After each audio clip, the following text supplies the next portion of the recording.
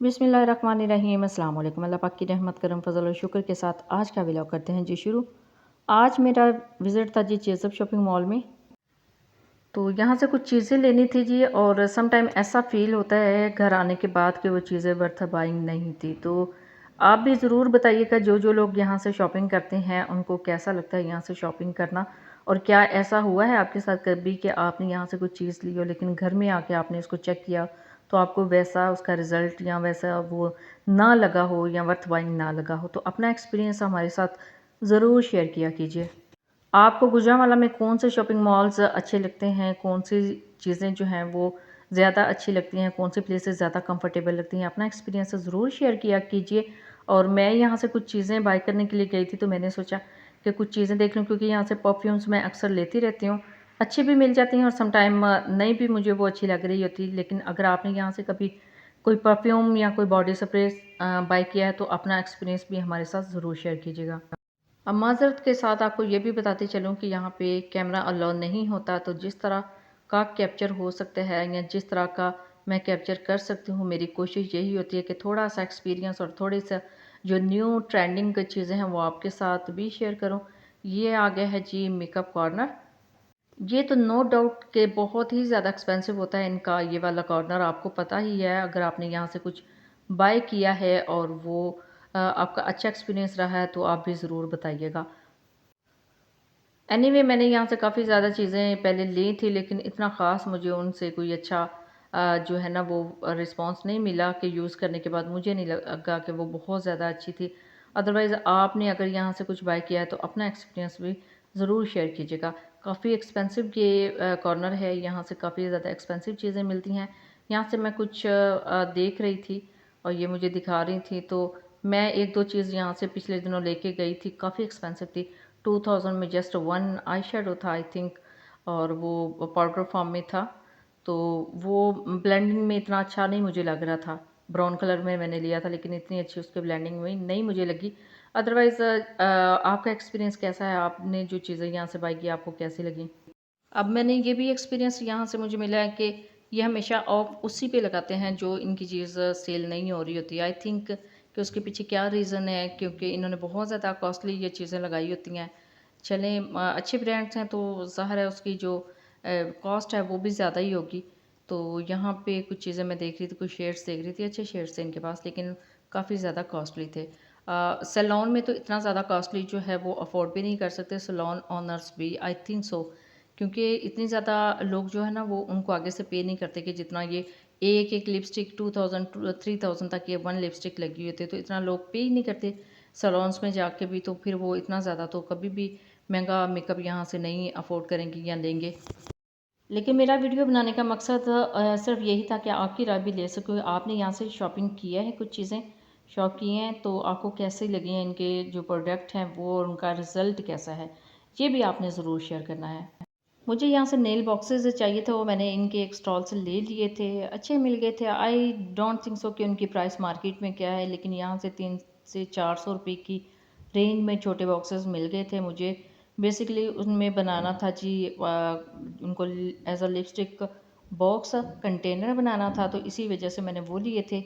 Otherwise ऊपर जाके ऊपर वाले फ्लोर से कुछ मिल गए थे और बॉक्सेस, लेकिन वो सेपरेट ओपन होते थे, तो फिर मैंने वो भी साथ लिए थे। मैंने कहा चलें किसी और काम के लिए मैं उनको यूज़ कर लूँगी। ये स्किन केयर का ब्रांड है, और अल्लाह का शुक्र है कि अल्हम्दुलिल्लाह मैं अब यहाँ से सिर्फ चीज़ों को ऑब्ज़र्व करती हूँ, क्योंकि अब मेरी जो मेकिंग है वो खुद की है स्किन केयर की। तो यहाँ से चीज़ें मैं देख रही थी, अभी इनकी परसेंटेज देख रही थी और इनके साथ वेट इनका देख रही थी कि कितनी एलोवेरा जेल इसके अंदर मिल जाएगी और इनकी कॉस्ट क्या आएगी, क्योंकि मैं भी मोस्टली जेल के साथ जेल बेसिस के साथ काम करती हूँ, तो हमने तो खुद जेल बेस बनानी होती है। अदरवाइज़ अगर काम जल्दी करना हो तो हम ये जो एलोवेरा जेल है जो बिल्कुल फ्रेश इन मार्केट में होती है, ये भी यूज़ कर लेते हैं अपनी क्रीम्स में या अपनी फॉर्मुलेशंस में। अब मैं थर्ड फ्लोर पे आई थी, और थर्ड फ्लोर पे भी ये आप देख रहे हैं कि पिछले कुछ क्लिप्स में आप देख चुके हैं कि बर्तन है, बहुत खूबसूरत यहाँ पे बर्तन थे माशाल्लाह, बहुत ही प्यारे, लेकिन रिजनेबल प्राइस में नहीं थे, अच्छी खासी इनकी प्राइसेस थी। एक कप की 1400-1500 रुपये तक था, लेकिन वर्थ बाइंग था। आई थिंक सो कि जितने एक्सपेंसिव यहाँ पे लगे हुए हैं वो उनकी उनकी इतनी प्राइसेस भी हैं। नो डाउट के बर्तन बहुत खूबसूरत है, लेकिन प्राइसेस भी इनकी काफ़ी ज़्यादा हाई थी, और मेरी तरफ से हाईली रिकमेंडेड है, आप ले सकते हैं, क्योंकि ये बहुत प्यारे इनके यहाँ पे बर्तन इन्होंने जो है ना वो ऊपर किए हुए हैं। आप यहाँ से देख के अपनी मर्ज़ी के मुताबिक ले सकते हैं। अब यहाँ पे कुछ कप्स थे, बड़े ही प्यारे थे, फंकी शेड्स में भी थे, और इनके जो डिज़ाइन है वो भी बड़े प्यारे थे। मैं आपको दिखाती हूँ, मुझे बड़े अच्छे लगे थे। इंशाल्लाह मैं नेक्स्ट विज़िट में मैं ज़रूर यहाँ से इस तरह के कप जो हैं वो बाय करूँगी। ये देखें, इनके माउंट्स बड़े खूबसूरत बने हुए थे, और फंकी शेड्स में हैं ये, और बड़े प्यारे लगते हैं। आई थिंक ये 4 से 500 रुपये की रेंज में जस्ट वन कप था। It's totally up to you कि आपको किस तरह का पसंद आता है, आप अपनी मर्ज़ी के मुताबिक यहाँ से ले सकते हैं। अब मैं आ गई थी स्टॉल की तरफ, तो यहाँ से कुछ चीज़ें मैं सर्च कर रही थी कि बेकिंग जो आइटम्स है वो किस साइड पे हैं, तो साइड अब मैं उस तरफ जा रही थी।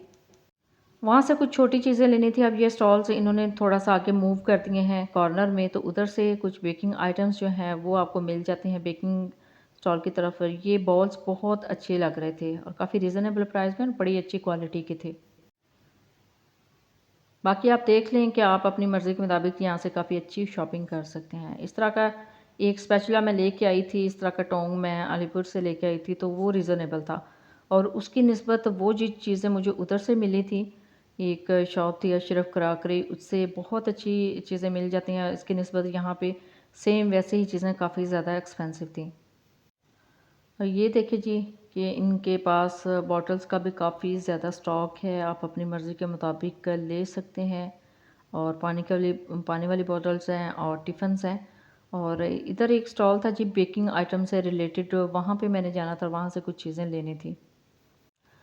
चीज़ें काफ़ी ज़्यादा एक्सपेंसिव तो हैं, लेकिन अच्छी हैं, अच्छी क्वालिटी की हैं। जैसे शॉपिंग मॉल्स में फिर उन्होंने अपना मार्जिन भी निकालना होता है, तो इसी हिसाब से यहाँ पे चीज़ें थी। अब ये बर्तन है तो काफ़ी खूबसूरत है माशाल्लाह, काफ़ी ज़्यादा वैरायटी है इनके पास बर्तनों की भी। अच्छा, यहाँ से ना मैं फ्राई पैन देख रही थी, तो अभी कुछ दिन पहले मैं $1 शॉप से छोटे फ्राई पैन लेके आई थी। आपको पता 3 से 400 या 2 से 300 की रेंज में वहाँ से अच्छे फ्राई पैन मिल जाते हैं।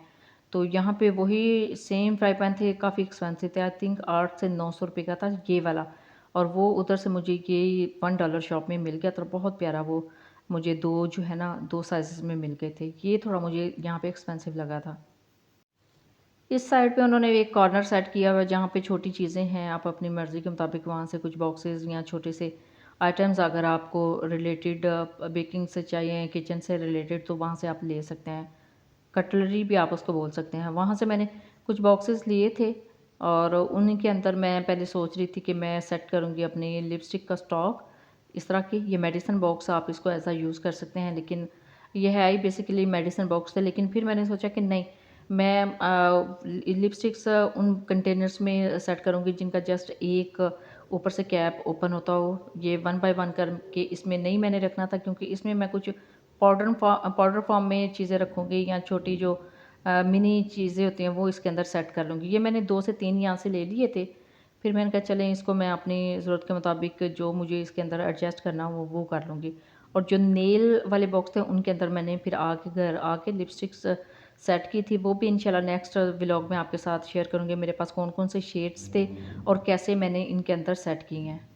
यहाँ से 2 से 3 मैंने ये बॉक्सेस ले लिए थे, इंशाल्लाह इनको भी मैं यूज़ में लेके आऊँगी, और इनका यूज़ भी फिर मैं आपको बताऊँगी कि मैंने इनके अंदर क्या सेट किया था। अब कोई लोग इनमें मोस्टली तो मेडिसिन नहीं यूज़ करते, और अगर आप करना चाहें तो मेडिसिन भी इनके अंदर यूज़ कर सकते हैं, लेकिन मेरा दिल है कि इनके अंदर आई शेडो चंक्स मैं रखूँगी, वो सेट करूँगी, क्योंकि वो वन बाय वन अगर छोटे कंटेनर ओपन हो तो ज़्यादा अच्छे होते हैं। ये देखिए जी, ये कटलरी आपको यहाँ से बड़ी खूबसूरत मिल जाएगी, आप अपनी मर्ज़ी के मुताबिक यहाँ से ले सकते हैं। अब इधर से काफ़ी ज़्यादा चीज़ें मुझे कुछ और भी चाहिए, वो भी मैं ले आऊँगी। अच्छा, वीडियो शूट करने का ना और उसके बाद एडिट करते वक़्त मुझे काफ़ी ज़्यादा चीज़ें और ज़्यादा नज़र आ जाती है। अच्छा, ये भी कि एडिटिंग करते हुए, वॉइस ओवर करते हुए कुछ चीज़ें नज़र आ जाती हैं और याद आ जाता है ये चीज़ें रह गई हैं, तो इंशाल्लाह नेक्स्ट किसी विज़िट में मैं ये ले आऊँगी।